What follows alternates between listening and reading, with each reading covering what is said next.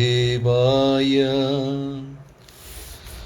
നാരായണം നമസ്കൃത്യ നരം ചൈവ നരോത്തമം ദേവീം സരസ്വതീം വ്യാസം തതോ ജയമുദിരയേ.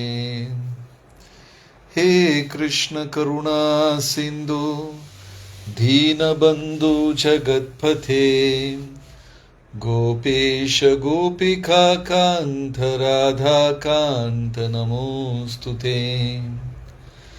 തപ്തകാഞ്ചന ഗൗരാംഗീ രാധേ വൃന്ദാവനേശ്വരി വൃഷഭാനുസുതേ ദേവി പ്രണമാമി ഹരിപ്രിയേ.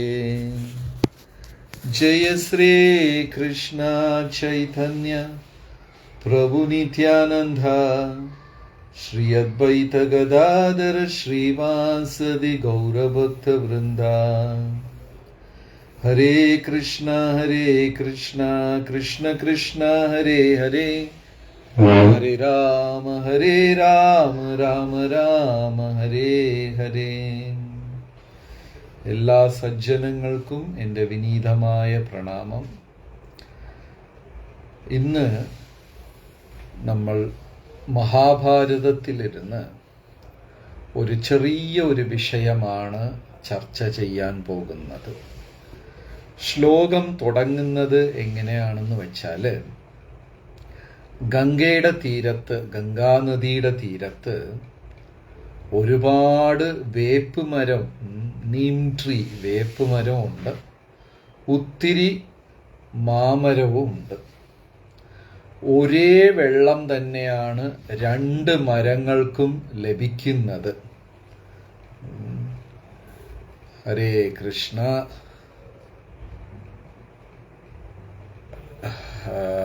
എന്താ ഒരേ ഒരു സെക്കൻഡ്, സൂം കണക്ഷൻ എന്തോ ആയി. ഹരേ കൃഷ്ണ. കേൾക്കാമോ? ഹരേ, കേൾക്കാം അല്ലേ? ശരി. സോ ഈ രണ്ട് മരങ്ങളും ഗംഗാതീരത്ത് തന്നെയാണ് ഉള്ളത്, മാമരവും വേപ്പും. ഇത് രണ്ടിനും ഒരേ വെള്ളം തന്നെയാണ് പോകുന്നത്. പക്ഷേ മാമരത്തിൻ്റെ പഴങ്ങൾ വളരെ സ്വാദുള്ളതും വേപ്പ് കയപ്പുമാണ്. എങ്ങനെയാണോ പാലാഴിയിൽ ഇരുന്ന് തന്നെയാണ് വിഷമും ഉത്ഭവിച്ചത്, അതേ സമുദ്രത്തിലിരുന്നാണ് അമൃതവും ഉത്ഭവിച്ചത്. രണ്ടിൻ്റെയും ഉറവിടം ഒന്നാണ്. മഹാഭാരതത്തില് ദുര്യോധന, യുധിഷ്ഠിര ഈ രണ്ട് പേരുകൾ ഉപയോഗിക്കുന്നുണ്ട്. നമുക്കെല്ലാവർക്കും അറിയാവുന്നതും കൂടെയാണ്. ദുര്യോധന തെറ്റായ രീതിയിൽ യുദ്ധം ചെയ്യുക, നേടേണ്ട സർവ്വതും ഒരു യുദ്ധത്തിൽ കൂടെ നേടുക ദുര്യോധന. യുധിഷ്ഠിര യുദ്ധം സ്ഥിരമായ കാര്യങ്ങൾക്ക് വേണ്ടി ചെയ്യുക. ഇപ്പൊ രണ്ട് പേരുടെ പേരിലും യുദ്ധം എന്ന വാക്കുണ്ട്. ദുര്യോധന, യുധിഷ്ഠിര, രണ്ട് പേരുടെ വാക്കിലും യുദ്ധം എന്ന പദമുണ്ട്. ദുര്യോധനൻ എങ്ങനെയെന്ന് വെച്ചാൽ എല്ലാം ഒരു യുദ്ധത്തിൽ കൂടെ പിടിച്ചെടുക്കുക. സൗമ്യമായി സംസാരിക്കാനോ അവകാശം ഉന്നയിക്കാനോ കാര്യങ്ങൾ അവതരിപ്പിക്കാനോ അറിയുകയില്ല. എല്ലാം ഒരു വഴക്കിൽ കൂടെ, യുദ്ധത്തിൽ കൂടെ നേടുക എന്നുള്ളത് ദുര്യോധനന്റെ പേരിന്റെ അർത്ഥം. യുധിഷ്ഠിര എന്ന് വെച്ചാൽ സ്ഥിരമായ കാര്യങ്ങൾക്ക് വേണ്ടി യുദ്ധം ചെയ്യുക എന്ന് വെച്ചാൽ ധർമ്മത്തിനു വേണ്ടി, ന്യായത്തിനു വേണ്ടി. ഇപ്പൊ രണ്ടു പേരുടെ വാക്കിലും യുദ്ധമുണ്ട്. ഇപ്പൊ നമ്മുടെ ജീവിതത്തിൽ യുദ്ധമുണ്ടോ? ഉണ്ട്. പലരുടെ വീടുകളിലും നമുക്ക് കാണാൻ സാധിക്കും. ഇപ്പോൾ ഭാര്യയും ഭർത്താവും യുദ്ധം, വഴക്കുണ്ടാകുമ്പോൾ എന്താ പറയുക? ഉടനെ ഒരാൾ ഇന്നൊരാളുടെ അടുത്ത് പറയും, അത് നീ നിന്റെ മകനെ വളർത്തിയ വിധം അങ്ങനെയാണ്.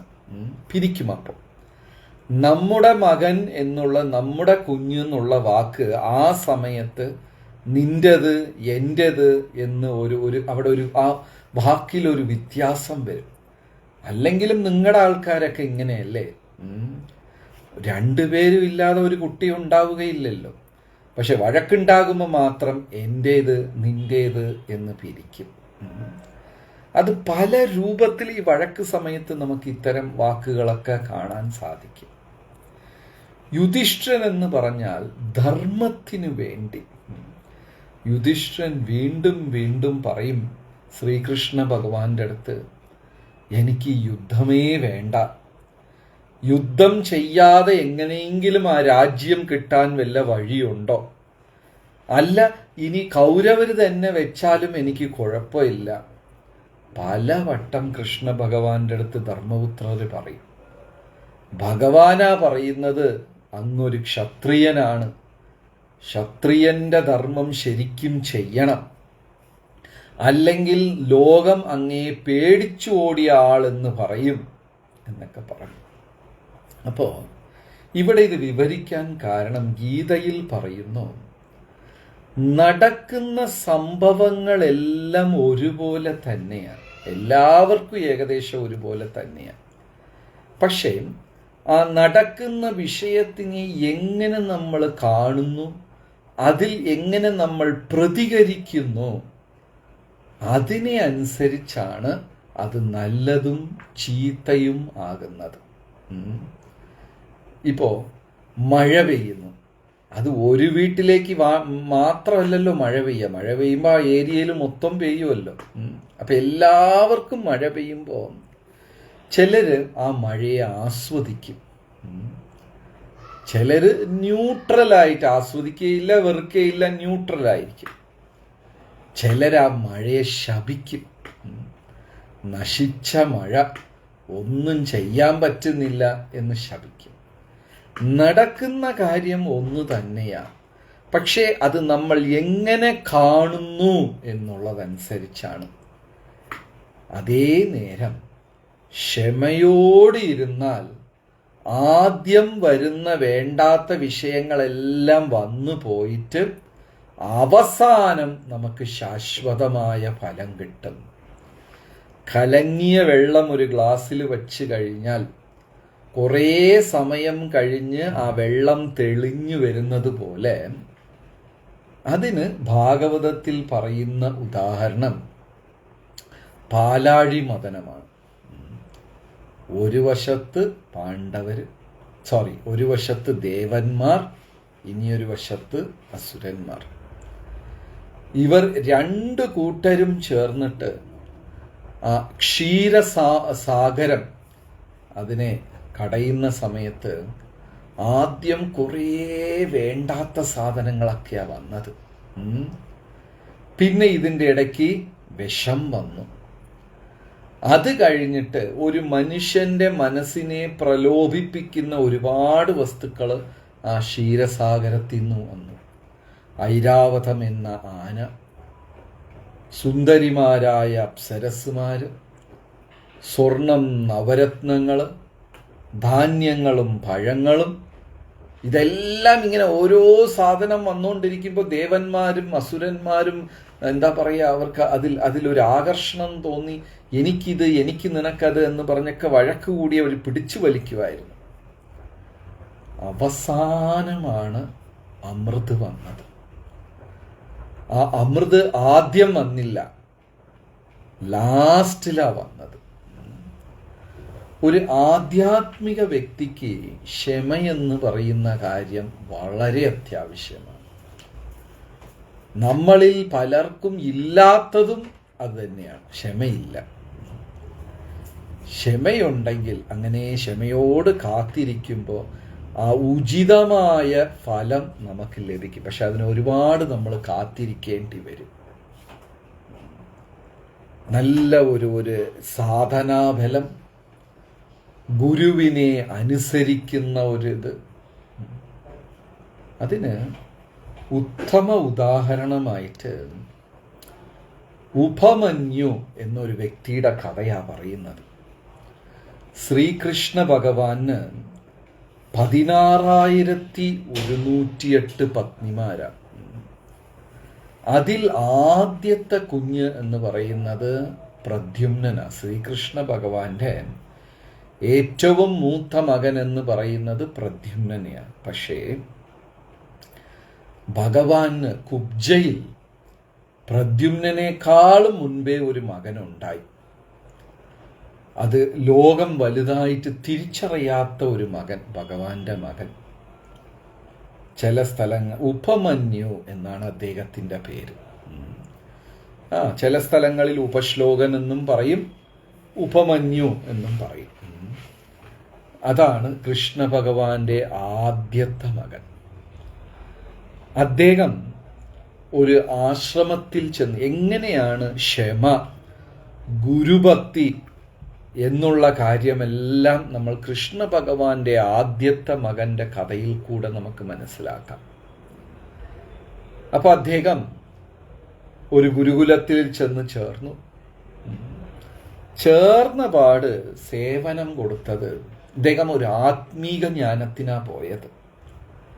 അവിടെ ചെന്ന ഉടനെ പശുക്കളെ മേയ്ക്കുക, ആശ്രമം തൂത്ത് വൃത്തിയാക്കുക, അടിച്ചുവാരുക, പാത്രങ്ങൾ കഴുകുക, ഇതൊക്കെയാണ് സേവനമായി കിട്ടുന്നത്. നമ്മുടെ ഹരേ കൃഷ്ണ പ്രസ്ഥാനത്തിലും ഞാൻ പണ്ട് ചേർന്ന കാലത്തിൽ ഒരു രസകരമായ കാര്യം ഇപ്പോഴും ഓർമ്മയിലുണ്ട്. ആത്മീകം പഠിക്കാനായിട്ട് ഒരു വ്യക്തി വന്ന ആശ്രമത്തിൽ ചേർന്നു. അന്ന് ആശ്രമത്തിലിരുന്ന മുതിർന്ന ഗുരുക്കന്മാരും ആചാര്യന്മാരും അദ്ദേഹത്തിൻ്റെ അടുത്ത്, നിങ്ങൾ ആദ്യം ഒരു 2 മാസം ഇവിടെ പാത്രം കഴുകി ടോയ്ലറ്റ് വൃത്തിയാക്കണം എന്ന് പറഞ്ഞു. ആ മനുഷ്യൻ അടുത്ത നിമിഷം അവിടെ നിന്ന് സ്ഥലം വിട്ടു. എന്താണ് എന്ന് ചോദിച്ചപ്പോൾ, ഞാൻ ആത്മീകം പഠിക്കാൻ വന്നത് ആ ടോയ്ലറ്റ് വൃത്തിയാക്കാനല്ല, അങ്ങനെയാണെങ്കിൽ എനിക്ക് എൻ്റെ വീട്ടിൽ തന്നെ ചെയ്താൽ പോരെ, ഇവിടെ വന്ന് എന്തിനാ ചെയ്യണം എന്ന് ചോദിച്ചു. ആത്മീക ജീവിതം അങ്ങനെയാ തുടങ്ങുക.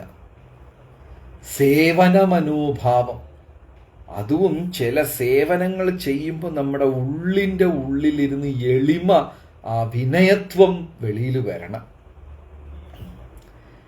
പ്രഭുപാദരുടെ ഒരു രസകരമായ കാര്യമുണ്ട്. പ്രഭുപാദർ ഒരിക്കലും മായപ്പൂർ, ഹരേ കൃഷ്ണ പ്രസ്ഥാനത്തിൻ്റെ തലസ്ഥാനം, അവിടെ വന്ന്, അവിടെ വലിയ ഒരു കൃഷിഭൂമിയൊക്കെ ഉണ്ട്. അപ്പോൾ പ്രഭുപാദർ രാവിലെ ഒന്ന് നടക്കാൻ ഇറങ്ങിയിട്ട് പെട്ടെന്ന് തൻ്റെ കയ്യിലുണ്ടായിരുന്ന വടിയെടുത്ത് ദൂരെ ഒരു സ്ഥലത്ത് ഇങ്ങനെ കാണിച്ചു.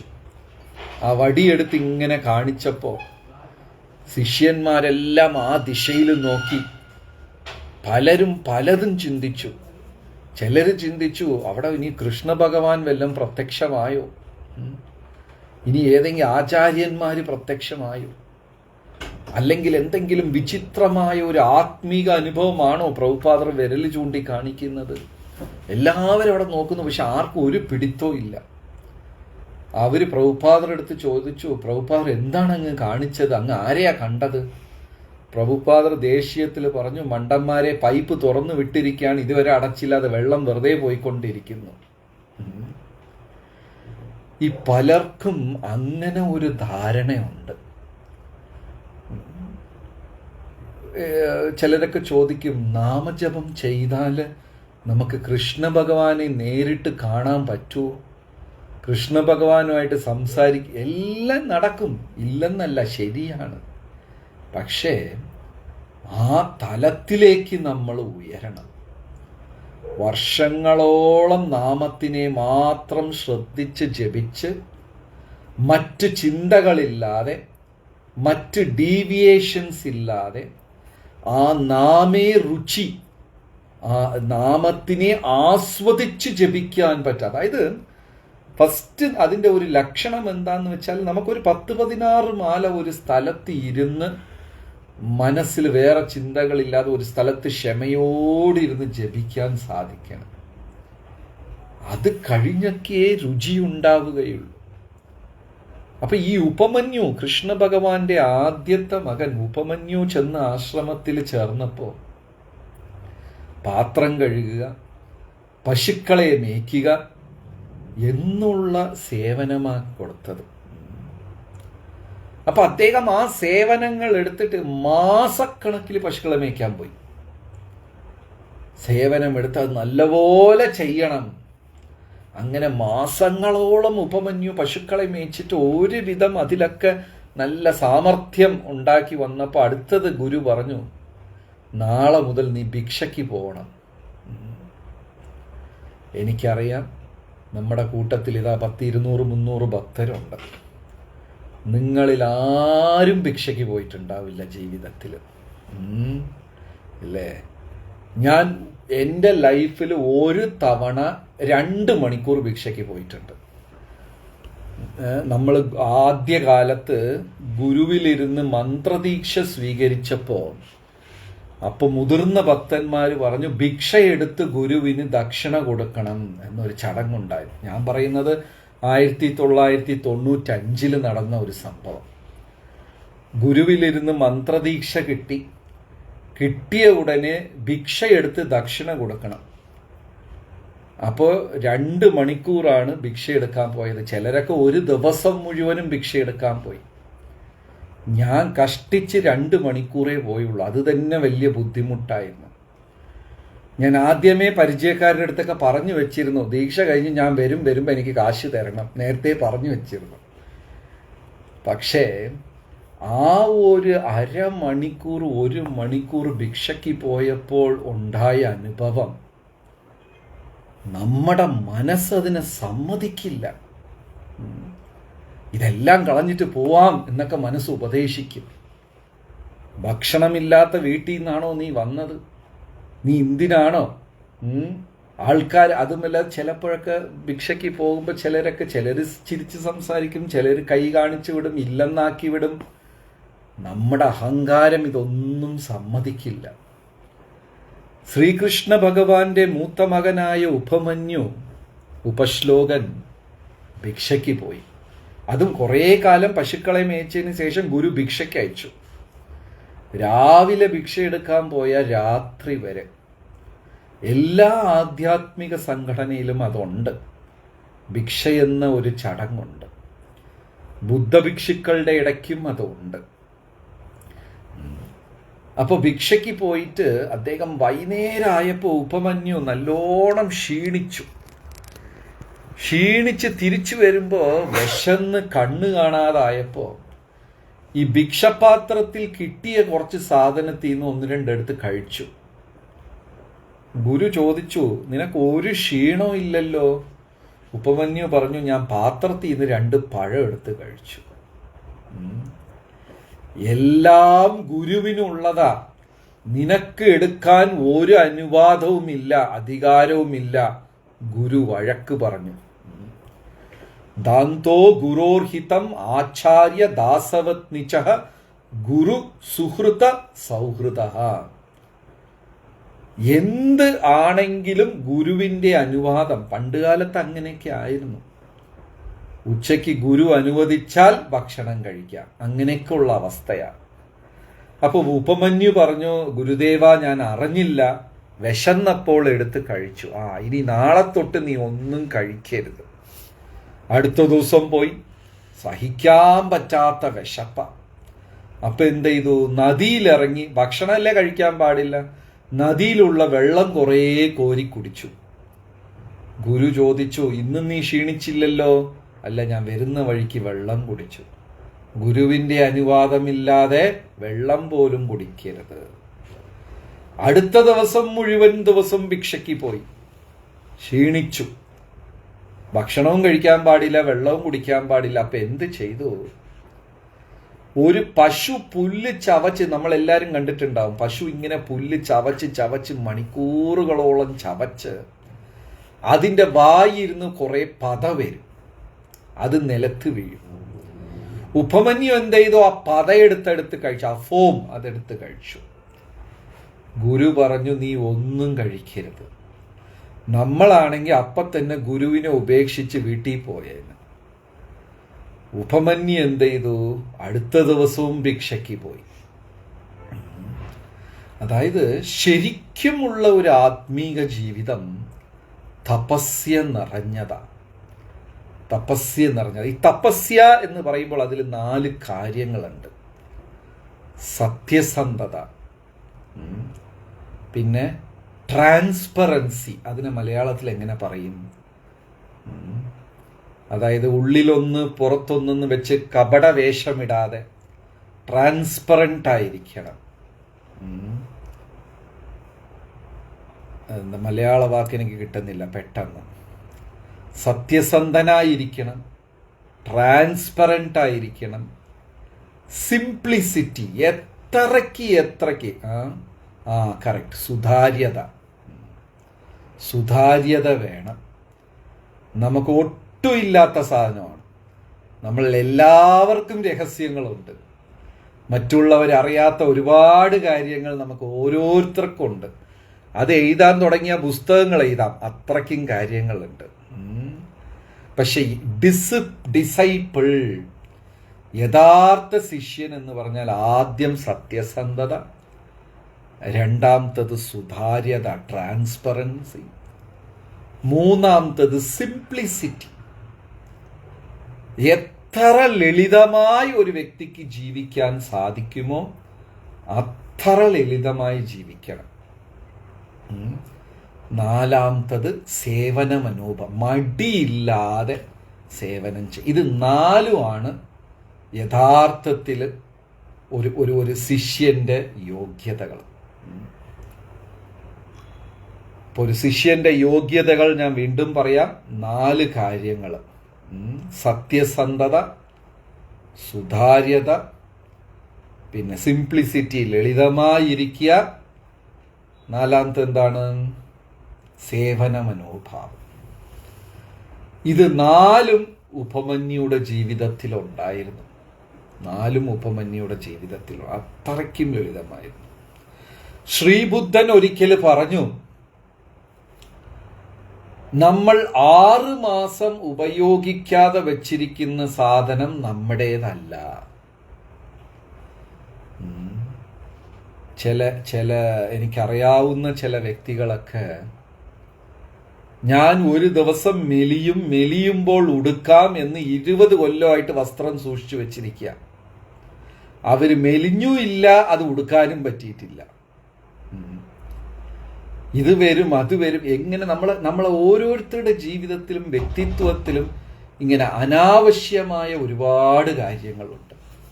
ഇതപ്പോൾ ഉപയോഗപ്പെടും, ഇതെനിക്ക് വേണം, ഇത് നാളെ വേണം. ഒരു വസ്തു നമ്മൾ 6 മാസം ഉപയോഗിച്ചിട്ടില്ലെങ്കിൽ അത് നമ്മുടേതല്ല. അത്ര ലളിതമായ ഒരു ജീവിതം നമുക്ക് നയിക്കണം. പിന്നെ സേവന മനോഭാവം, എപ്പോഴും ആ സേവനം ചെയ്യാൻ ഉത്സാഹത്തോടെ, അതിൽ യാതൊരു മടിയും പാടില്ല. കുലശേഖര മഹാരാജാവ് പറഞ്ഞു, ആലസ്യം വ്യപനീ യദ്ഭക്തി സുലഭം ധ്യായസ്വ നാരായണം ലോകസ്യ വ്യസനാപനോധന കരോ ദാസസ്യ കിംന ക്ഷമഃ. ആലസ്യം വ്യപനീ ഭക്തി സുലഭം. മടി മാറ്റി വെച്ചാൽ ഭക്തി എളുപ്പമാണ്. ഈ 4 ലക്ഷണങ്ങളും ഉപമന്യുയുടെ ജീവിതത്തിൽ ഉണ്ടായിരുന്നു. എന്തൊക്കെയാണ് 4? ഒരു ശിഷ്യന് ആവശ്യമായ 4 കാര്യങ്ങൾ ഓർമ്മയിലുണ്ടോ? സത്യസന്ധത, ട്രാൻസ്പെറൻസി, സുതാര്യത, സിംപ്ലിസിറ്റി, എളിമ, സേവന മനോഭാവം. ഇത് 4. അപ്പൊ ഗുരു പറഞ്ഞു, നീ ഭിക്ഷ കിട്ടുന്നത് കഴിക്കാൻ പാടില്ല, നദിയിലുള്ള വെള്ളം കുടിക്കാൻ പാടില്ല, പിന്നെ പശുവിൻ്റെ വായിലുള്ള ഒന്നും കഴിക്കാൻ പാടില്ല. അങ്ങനെ അദ്ദേഹം നടന്ന് ക്ഷീണിച്ച് കണ്ണ് കാണാതെ ഒരു ഇരുണ്ട കിണറ്റിൽ വന്നു വീണു. കിണറ്റിൽ വീണപ്പോൾ അവിടെ ഉണ്ടായിരുന്ന മരങ്ങളുടെ കൊമ്പുകളെല്ലാം കണ്ണിൽ കുത്തി 2 കണ്ണിൻ്റെ കാഴ്ചയും ഉപമന്യുവിന് നഷ്ടപ്പെട്ടു. ആ കിണറ്റിനകത്തിരുന്ന് നിലവിളിക്കുക ഉപമന്യു. ഗുരുദേവന്റെ പേരും ചൊല്ലി നിലവിളിച്ചപ്പോൾ അവിടെ അശ്വിനി കുമാരന്മാര് രണ്ടുപേരും പ്രത്യക്ഷമായി. അശ്വിനി കുമാരന്മാര് പറഞ്ഞു, ഉപമന്യു, ഞങ്ങൾ ഇപ്പൊ തന്നെ നിന്നെ മേലെ കൊണ്ടുപോകാം, കിണറ്റിലിരുന്ന് രക്ഷിക്കാം, നിനക്ക് വേണ്ട അനുഗ്രഹം തരാം. ഉപമന്യു പറഞ്ഞു, എനിക്കൊന്നും വേണ്ട, എനിക്ക് എൻ്റെ ഗുരുവിനെ കണ്ടാൽ മതി, വേറെ ഒന്നും വേണ്ട. ഞങ്ങൾ തരുന്ന മരുന്ന് കഴിച്ചോ, നിന്റെ എല്ലാ പ്രശ്നങ്ങളും തീരും, വേണ്ട. അപ്പൊ അശ്വിനി കുമാരന്മാർ ഒരു കാര്യം പറഞ്ഞു, ഉപമന്യു, ഇതുപോലെ നിന്റെ ഗുരുവിന് ഒരു കഷ്ടപ്പാട് വന്നപ്പോൾ ഞങ്ങൾ കൊടുത്തപ്പോ നിന്റെ ഗുരുവൊന്നും അദ്ദേഹത്തിന്റെ ഗുരുവിന്റെ അനുവാദത്തിന് വേണ്ടി കാത്തിരുന്നില്ല, അപ്പൊ തന്നെ ഞങ്ങൾ തന്നത് സ്വീകരിച്ചു. അപ്പൊ ഉപമന്യു പറയും, എൻ്റെ ഗുരുനാഥൻ എങ്ങനെ ചെയ്താലും അതിനൊരു അർത്ഥമുണ്ട്, പക്ഷേ എനിക്ക് ആ യോഗ്യതയില്ല. ഗുരുദേവൻ അനുഗ്രഹിച്ചാൽ മാത്രമേ ഞാൻ ഈ മരുന്ന് സ്വീകരിക്കുള്ളൂ. അങ്ങനെ ഉപമന്യുവിനെ ഗുരു അനുഗ്രഹിക്കും. പിന്നെ അദ്ദേഹം മഹാ ആചാര്യനായി 10,000 ശിഷ്യഗണങ്ങളെ ഉണ്ടാക്കി അദ്ദേഹം ലോകത്തിൽ ആധ്യാത്മിക ജ്ഞാനം പ്രചരിപ്പിച്ച ഒരാളാണ് ഉപമന്യു. ശ്രീകൃഷ്ണ ഭഗവാന്റെ ആദ്യത്തെ പുത്രൻ. അപ്പോ ഈ വജ്രം, ഡയമണ്ട് ഇല്ലേ, അത് ഭൂമിയുടെ അടിയിലിരുന്ന് എടുക്കുമ്പോൾ ഒരു കറുത്ത കല്ലാണത്. പിന്നെ അതിനെ പോളിഷ് ചെയ്ത് അതിനെ ഷേപ്പ് ചെയ്ത് വരുമ്പോൾ അത് ഇംവാല്യൂ, അതിൻ്റെ മൂല്യം നിശ്ചയിക്കാൻ പറ്റാത്ത തലത്തിൽ അത് ഉയരും. അതുപോലെയാണ് നമ്മളെല്ലാവരും. നമ്മളിൽ ആരും തന്നെ ഉയർന്നവർ താഴ്ന്നവർ, വലിയവൻ ചെറിയവൻ, ബുദ്ധിമാൻ പാമരൻ പണ്ഡിതൻ, ഇങ്ങനെ ഒരു വ്യത്യാസവും ഇല്ല. നമ്മൾ എടുക്കുന്ന തീരുമാനങ്ങളാണ്. ക്ഷീരസാഗരത്തിൽ ഞാൻ അമൃതാകണോ വിഷമാകണോ, രണ്ടും ഒരേ സമുദ്രത്തിൽ നിന്നാണ്. റോസാപ്പൂ ചെടിയുടെ മുള്ളാകണോ പൂവാകണോ, ആ ചെടിയിൽ തന്നെയാണ് ഇത് രണ്ടും ഉണ്ടാകുന്നത്, മുള്ളും ഉണ്ടാകുന്നത് പൂവും ഉണ്ടാകുന്നത്. ഒരേ വെള്ളമാണ് മാമരത്തിനും വേപ്പിന്റെ മരത്തിനും പോകുന്നത്. ഞാൻ എടുക്കുന്ന തീരുമാനം, എന്നെ ചുറ്റി നടക്കുന്നതിൽ ഞാൻ എടുക്കുന്ന ആ ഒരു പ്രതികരണ ശേഷി, അതനുസരിച്ചാണ് ഞാൻ ദേവനാണോ അസുരനാണോ എന്ന് തീരുമാനിക്കുന്നത്.